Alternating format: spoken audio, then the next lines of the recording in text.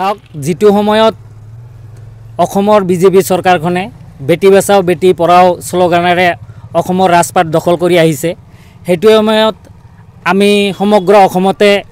নাৰী নিৰ্যাতন তথা শিশু ধৰ্ষণৰ দৰে জঘন্য কাণ্ড সংঘটিত দিনক দিনে বৃদ্ধি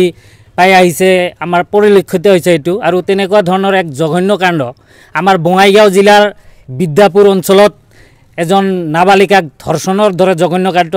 পোহৰলৈ আহিছে ইতিমধ্যে সেই ধৰ্ষণ কাণ্ডৰ লগত জড়িত পাচণ্ড এগৰাকীক বিদ্যাপুৰ আৰক্ষী চকীয়ে আটক কৰিছে গতিকে আমি এই ঘটনাটোক প্ৰথমতে আমি বঙাইগাঁও জিলা সমিতিৰ তৰফৰ পৰা কঠোৰ ভাষাৰে নিন্দা আৰু গৰিহণা জনাইছোঁ আৰু এই জঘন্য ঘটনাৰ লগত জড়িত পাচণ্ডগৰাকীক অতি কম সময়ৰ ভিতৰত উচিত তদন্ত কৰি ফাষ্ট ট্ৰেক আদালতৰ জৰিয়তে কঠোৰৰ পৰা কঠোৰতম শাস্তি প্ৰদান কৰাৰ কাৰণে আমি জিলা প্ৰশাসনক অনুৰোধ জনাইছোঁ।